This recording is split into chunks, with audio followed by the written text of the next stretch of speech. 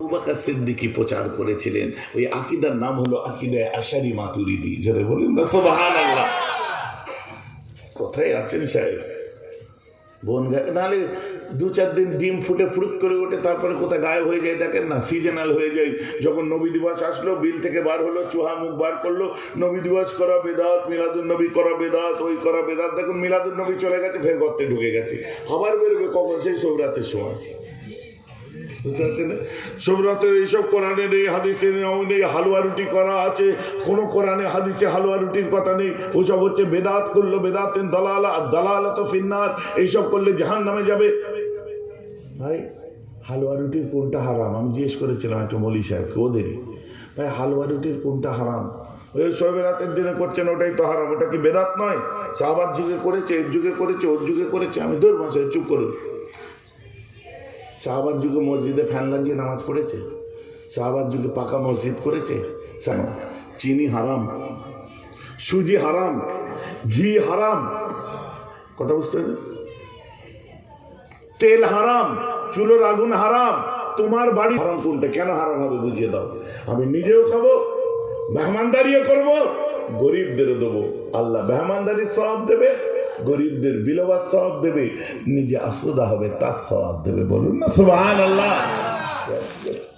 না মহরমের সময় খিচুড়ি করা হারাম, আজ আমার নিজের বাড়িতে করি, বলে বের হারাম। আপনি তো তাহলে বেদাতি হুজুর। হ্যাঁ বল না আমার সামনে এসে, একবার দেখি। গোশ হারাম, আলু হারাম, চাল হারাম, ডাল হারাম, কথা বুঝতে পারছেন না? হারাম কোন জিনিসটা? আমি মহরমের দিনে ইমাম হুসাইন চলে গেছে, কলিজা ফেটে গেছে, অর্ধেক রাত নামাজ পড়বো, অর্ধেক রাত কোরআন তেলাওয়াত করবো, আসরার দিনে গরিব এতিম এসিদদের খাওয়াবো, রোজা রেখে থাকবো, নিজে রোজা রাখবো, অপরকে রাখতে বলবো, মেহমানদারি করবো, ইফতার করাবো, মানুষকে খাওয়াবো, কাপড় বন্টন করবো, আপনার অনেক কিছু করবো। আমার যেটা কাজ ভালো আমি মনে করবো, সদকায়ে জারিয়ার কাজ করবো। হারাম কোন জিনিসটা আমায় দেখিয়ে দাও। না মানে ওটা একটা রেশম হয়ে যাচ্ছে, তো তোমাদের কাছে রেশম হচ্ছে, আমাদের কাছে নয়। খারাপ লাগছে নাকি শুনতে? হঠাৎ করে চলে এলো, আসার পরে পেট ভরে খেলো। চাপের হাটটা দাও তো, ওই হাটটা দাও, হাটটা নিল, টেনে টড়ফড় টড়ফড় করে খেয়ে নিল।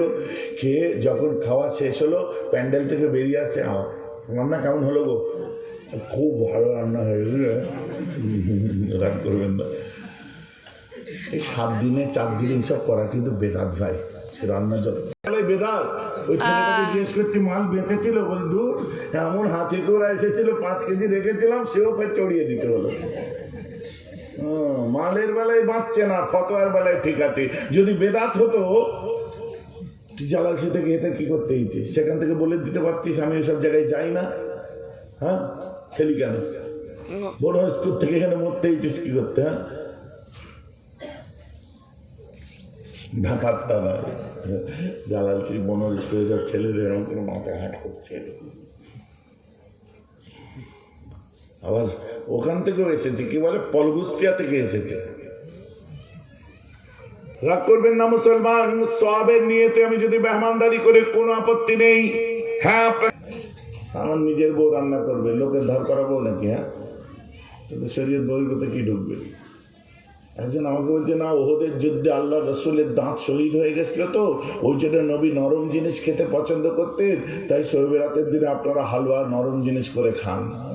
এই হাদিস আমি জীবনে পড়িনি, তোরা কোথেকে পেলি? না না একটা ঘটনা আছে। আমি হচ্ছে জাল জোচ্চুরি কথাবার্তাগুলো বলা বন্ধ কর। কিন্তু ওই পাপিটা ভালোবাসতে পারে না। ওই পাপিটারও বুকে কষ্ট হয় যখন ইমাম হুসাইনের গলাটা কেটে নেওয়া হচ্ছে। ও ছটপট করছে, মহরমের দিনে ঘুম থেকে উঠে পড়ার পরে আর ঘুম আসছে না। মা ফাতেমার কান্নার কথা শুনছে, রাসূলের ধুলোবালি মাখা অবস্থায়। যখন উম্মে সালমাকে যে বলছে, সালমা সালমা সালমা মন্দাক্কাল বাবা, কে দৌড় টুকছো?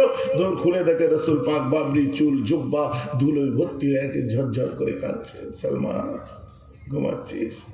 আমার হুসাইনকে মেরে দিল, আমার নাতিটাকে জবাই করে দিল, আমার নাতিকে জবাই করে দিল এক্ষুনি।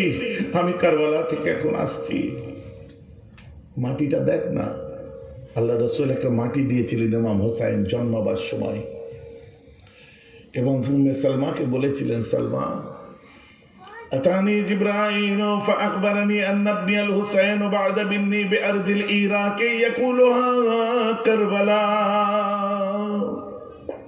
কারবালায় আমার নাতিটাকে মেরে দেবে। জিবরাইল এসে বলল, বুকটা ফেটে গেল, আর আমাকে একটা বালি, একটা শিশিতে আমাকে কারবালার মাটি দিয়ে গেছে, এই বালিটা, এই মাটিটা নে, রেখে দে।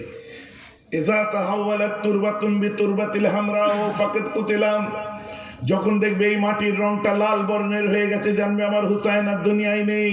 আহা, নানার কষ্ট হয়নি, মা ফাতেমার কষ্ট হয়নি। আমি কষ্ট করলে তুমি কেন বলছো বিদাত? অত সোজা নয়। আমরা গুনাহগার, কিন্তু ভালোবাসার অধিকার আমাদের কেড়ে নেয়নি কেউ। কথাটা ঠিক বলছি না? আমি পাপী, মহব্বতের অধিকার কেউ কেড়ে নেয়নি। আমি যে মোমেন,